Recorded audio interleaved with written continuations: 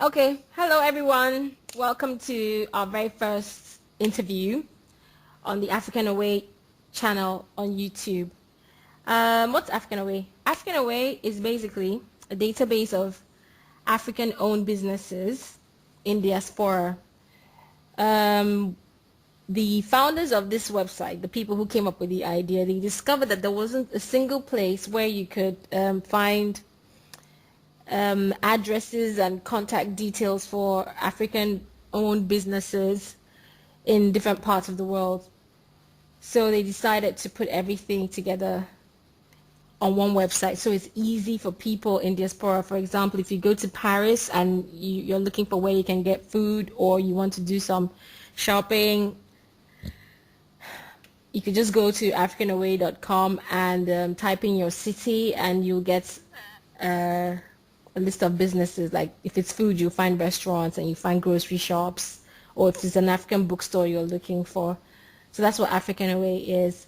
And we decided to get in touch with the regular diaspora Africans who are out there building careers, building families, generally building themselves up and doing positive things. So today we have our very first interviewee, and her name is Chioma Ebeniro. Chioma Shirley Ebeniro. Okay, Chioma, introduce yourself, please. And you can say whatever you want, anything you think will be relevant to people who are listening. Okay. My name is Chioma Shirley Ebeniro. Um,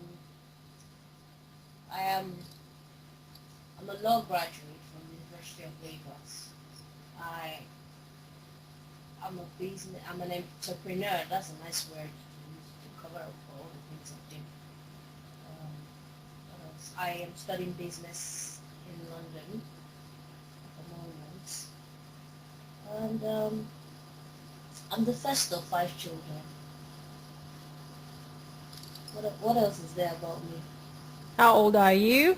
No. You know, they say this thing, Mary Kay says this thing, woman that will tell her age will tell anything, so I'm not telling you. Oh my God, Chioma. Okay, fine. You just mentioned Mary Kay. What's up with you and the Mary Kay thing? Okay, I'm an independent beauty consultant for Mary Kay, so I'm one of those women who just love to make you feel good with makeup and skincare products. Okay, how long have you been doing this? I've been doing Mary Kay since April 2009, yeah, 3 years, I think, yeah. Okay. You started when you were in Nigeria. I Oh, started up in Nigeria as a makeup artist, a skill I picked up on myself. I just love makeup. I could do it for free. I just love it. You mustn't catch me in the toilet. I will make you up. I okay. absolutely love it. So in Nigeria, I was traveling around the country, painting faces, doing bridal makeup, doing makeup for stage plays, doing makeup for different events. And then one of my best products while I was in Nigeria was Mary Kay. So when I had the opportunity in 2009 to become a Mary Kay beauty consultant, earn and still do the business, and still learn the skill, I decided to do for it. All right. Sounds very interesting. Okay, moving along from you now. Um, what do you miss most about your home country? Where are you from? Oh, I'm from Nigeria. I grew up in Lagos, but originally from Abia State. What do I miss most? I'm the first of 5 children. I miss sending people around. Oh my gosh. You know, just you come here, go and get this for me, and everybody will call you. I miss it. You know, getting everything done. I miss the community, the fact that your dream is everybody's dream. Yeah. There's this drive to make sure whatever it is you dream about comes to pass. The support is just awesome. I miss so much about Nigeria. Nigeria is the place that anything you touch, turns to gold for me, and I miss that. I'm not saying it's not the same here, or here it's just a learning process how to put all that together. But I just miss the community the most in Nigeria. The family love. Okay, that sounds good, and I can totally relate to what you're talking about, the loss of community, you know. Okay, where do you live now? Did you tell us that? Oh, I live in Wimbledon. I live in Southwest, and that's an area where most Nigerians don't live. Southwest where? Southwest London. Okay. So yeah, All it's right. Okay, another question. What would you say is the most challenging thing about where you currently live? Now, I'm not talking about Wimbledon. I mean like London, as a whole. What's the most challenging thing, about living in London, leaving your country and coming to another place, some oh details, of some of the challenges you faced. oh well, it's first of all you get the culture shock. It's totally different. Totally different. The attitude is different, the reception is different, the lifestyle is different. So you get the for me it took me about 2 years living in London to actually understand that see, I have to replan my life, you Hmm. know. I have to restructure my life and then I have to key in my gifts and my talent in this new environment, you know. It, it it's totally different. You oh how do I say this without making it sound like this is not a good place? That is a nicest way to say. Okay, okay. I'll just tell you a story. The first time I came here, I came in September, so I had my first Christmas here. And Christmas here, there's no movement, no transport. You just stay with your family. For me, that was the worst Christmas I ever had. I cried throughout Christmas because Christmas for me, your neighbors will come to your house, you would exchange food, you exchange pleasantries, friends will stop by. You know, there's so much people, so much going on around you during Christmas. But here it was just me, my dad, the TV, the Queen's speech. You know, it was just that and nothing. You know. So I couldn't go anywhere because there was no transport and there was nobody to talk to when my dad was asleep. So for me, all I could do was just cry, like, is this it? Is this what I'm here for? You I'm, know? I'm I'm smiling so seriously, like, You oh my know, gosh. it was really sad. But later on, I kind of grew out of it to understand that okay, now you're somewhere different. You have to look for how this place will fit into your personality. You know how your personality will fit in here, and you will still be the jolly, happy person that you were when you left back home. So I had to make new friends. I had to look for friends who shared my passion. Now that's a different thing because back home your friends are your friends and then you have your siblings friends who are also your friends and then you have your family friends who kind of know you know the way your passion is and then those who know you will just align with you. At home you just have people around you who understood where you're going. But here you have to search for the people who understand. You need to meet more people and then see the people and it's a continuous process. It's not like you just get friends and that's it. It's a continuous process. And ah, it's so much. It's so different. And, oh, Yeah, it is. And the thing is, one of the reasons why we're doing these interviews is to highlight the challenges that diaspora Africans face, and to show how they've overcome these challenges or are in the process of overcoming their challenges and how they're affecting their environments positively. Because the truth of the matter is, and I'm sure you know this, that a whole bunch of Africans come out from Africa and go to different parts of the world and they just create problems for themselves and for other Africans and for the environment that they find themselves in. So like what we're doing with this series of interviews is to highlight positive things people are doing, the normal everyday people on their daily grind. Okay. So having said that, I'm going to ask you, you mentioned that you're an entrepreneur. Could you talk some more about, the things that you're doing, challenges, what you've achieved so far? Please go into detail. uh-huh. Without getting into trouble. Okay, entrepreneur. In Nigeria, I used to make clothes. I had my own design label, and it's a registered company. So I used to do costume for stage plays, bridal parties, ashebi. It came with the whole package with the makeup, ashebi, stage play costumes, game show costume, TV costume. So I had a clientele of entertainers in Nigeria and all that. So when I came here, I kind of continued it, but on a different level because I needed to learn about the area, what they want, the market. It was just a whole study. Um, so right now, it's coming back. Yes, it's coming back eventually after some years. And I've decided I'm going to go back into that. I do makeup for weddings, hair. Um, I'm a Mary Kay beauty consultant as well. Yeah. And doing makeup for wedding has taken me to Jamaica, to different parts of London, and outside London as well, some parts of Scotland. Just doing Mary Kay as well.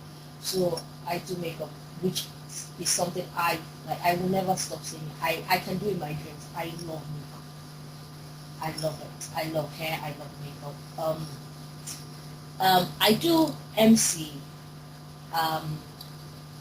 for events as well as organize events and plan events. So I think that one I was kind of pushed into it because my friends say I'm very funny. Oh well, I think I'm not sure, Sha, but I take it. So I do MCs for events, and birthdays and things like that. I also do hall decorations and arrangements for birthday parties and for weddings. See, I do everything. I'm like that medicine they sell inside of serious box. That kind of medicine that kills stomachache, headache, toothache, all the aches. Oh my god. Stops running tummy. I'm that medicine. I'm the medicine they sell inside it. So I do everything because I love to work with my hands. So you would find me, if you invited me for a party, I'm sure you wouldn't find me sitting down and looking pretty. You will find me doing something, probably entertaining the children or fixing up. But you probably will not find me serving behind the food because I'm not a food person. But you will definitely find me doing something resourceful because I love to work with my hands. So I kind of do everything that my hands finds to do. Yeah. And you do all this in addition to studying. Oh yes, I do it in addition to studying. Yeah. Even when I'm studying, I still organize events and trips and tours for my classmates and friends. So yeah. Yeah, and the reason why I chip that in is because, like I said, we're focusing on people who are resourceful. You know, we're trying because what I've seen with the mainstream media is they focus most of the time Africans are on the news for doing negative things. You know, and I have this opinion that nobody's going to report positive things because bad news sells. So one of the reasons why we're doing, we decided to come up with like these interviews and everything is to we will report our own achievements as diaspora Africans. And you sound very busy, and at the same time you're studying. I'm sure you're getting good grades. So I'm hoping that somebody listening to this will be inspired, you know, by your can-do spirit, which is what we're highlighting here because Africans are very resourceful people. It's just that most people tend to use their resourcefulness to negative ends. Okay, so I applaud you. I applaud everything that you're doing, and I hope it's a source of inspiration for somebody who's listening. Okay, talking about, you know, inspiration for somebody who's listening. All right, just to keep this short because I don't want us to pass the 15-minute mark, you know, maybe 15, 16 minutes. What final word of advice to diaspora Africans, you know, what word of advice would you give to somebody, a diaspora African facing challenges or anything, whatever it is that comes to your mind, you know? Okay, I'd like to say that don't think you are like everybody else. You're different. You're very, very different. It means your values are different, your principles are different. And because of that difference, you don't impose that difference on anybody. You have to accept that people are not like you. Your food is not the best, your attitude is not the best, your culture is not the best. You have to come into the society with open arms and willing to learn. You know, if you're willing to learn, you won't get into a lot of trouble. We have a way of being expressive as Africans. We should try and listen first before we express our grievance over any matter. And at the same time, the streets are not paved with gold. Yeah, that one. Yeah. But you need to sit down and plan and sort out, how can I get the gold in the land, the good in the land? You know, they're not on the streets, but they are somewhere. How do I get there? And with all the positive attributes that we already have, that are imbibed in our culture, see, beyond the sky is our limits, honestly. We're the best in everything. If you check all the places of work, you are most likely to be employed. You are most likely to be given the task to do, because you have a culture of being, you know, giving your all when it comes to what you're doing. Maintain that culture. We shouldn't be known to be troublemakers. And the only way we can avoid having that kind of reputation is by opening our arms and watching and listening and accepting other people. You know? And also do it prayerfully. It's a different environment. We don't allow people come into our land and then take over the place. So we shouldn't expect that that's the same way they're going to treat us. Just allow us come in and take over the place. But we must as well learn or be obedient to the law. It's not very difficult. Yeah, I agree with you totally. Positive. All right. We're at the end of the interview. Right, Chioma, sing us a song real quick. 2 seconds. Come on. Sing a song. Yes. Hey, Mama yeah opportunity. Mama yeah opportunity. You know I miss that song. You know why? Because they usually play it in the beer parlor near my house. Now I can't hear it anymore. Please, if anybody has it, play it. Put on YouTube. Is anybody come? Opportunity come but once. Oh my gosh. Okay, Chioma, thank you so much. Thank you for your time. I know you're a very busy person. Thank you so much. I'm going to talk about how to get in touch with you. Do you mind? I know you have a YouTube channel that has your videos on it, so we're going to put that address up for people to see. We're going to also put up your brands and the different things I know you're working on. And I will say that you're on Facebook, and well, it's up to you who you accept and who you don't accept, you know, on Facebook. But I'm putting it out there. Chioma is on Facebook. If you have any of the things, like the events you mentioned, she's on Facebook. You can send her a message. Okay, so Chioma, have a good day. Thank you so much. We're looking forward to partnering with you in other things. Okay? All right, so from the African Away team, thank you very much. Bye-bye. Have a good day. Bye.